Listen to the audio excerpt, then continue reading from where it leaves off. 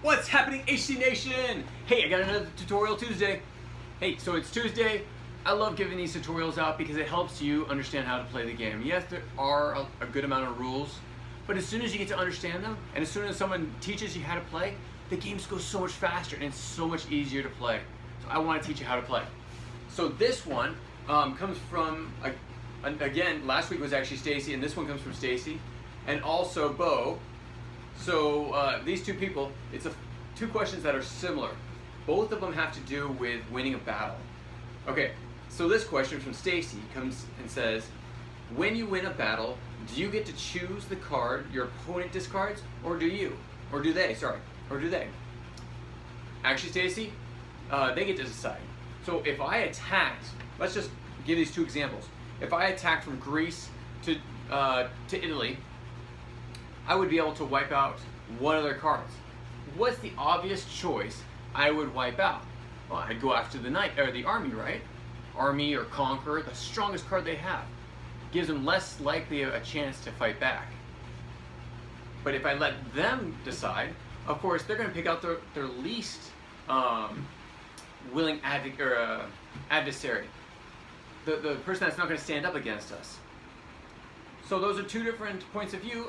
Who you're going to help, but in order to keep the game being interested, we've already test tried to make it so that I could choose, if I was attacking, I could choose which card would be removed, and it wasn't as fun. The game ended too fast. The countries went away really fast. So this is actually a way to make both sides happy.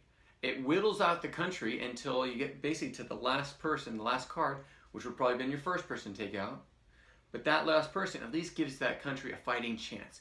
And of course, if you're being attacked, you want that fighting chance, right? So, the second question that came up from Bo was, if I attack and I lose. Now remember, if you remember 2 weeks before, we talked about how there's a penalty for standing up. Of course there's a penalty for standing up, because I want to give the defender as much of a benefit, or as much help as possible. Because they're at a disadvantage. Just by looking across the table, I can see what kind of cards they have. And so I'm going to be able to attack them. Now, how bad would it be if I stood up, walked around the table, counted up their points, counted up my points, and like, nah, I don't want to attack. Where's the fun in that? There has to be some sort of risk, right? So, if I attack my opponent and I lose, my penalty for losing is not losing a card like if I was defending. It's losing 100 morale points. Because automatically your army is going to be looking at you and it's like, why the heck did you attack? Really, you saw that they were bigger. Why did you attack? So the penalty for losing, if you're an attacker, is to lose 100 morale points. If you're a defender and you lose a card to the discard. And in the end of all the battles, if you remove all the people that you discarded, or remove all the people that are defending your land, that land becomes your opponent's. It's the perfect way to make everyone happy.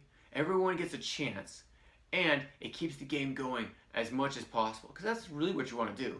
You don't want to win like that. What's the fun in that? No one will want to play against you, and in the end, you really don't want to play either. It'll be boring. So, these are the rules. Again, if you're attacking and you win, you don't get to decide who gets discarded. The opponent does. The defender does. Give them a fighting chance.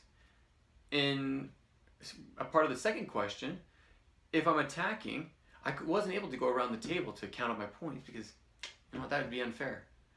By sitting here and losing, all I lose is 100 morale points. That's not much.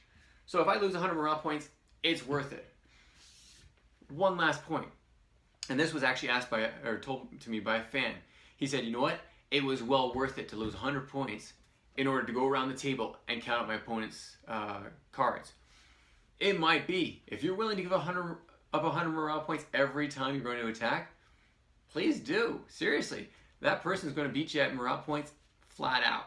So, it's your choice. If you're going for world domination, sit down. Really. Give the guy a chance. Give the defender a chance. A guy or girl. Anyways, if you have more questions, these were two awesome questions because they followed up so well. And also last week's. I mean, you guys have been following up these questions perfectly. And I love answering these questions. So If you have any more questions, again, this is Tutorial Tuesday. Next Tuesday, we'll be doing the same thing, answering more of your questions. So if you have questions, please put them in the comments below or email us if you don't want them on there. So thanks again. We'll talk to you soon.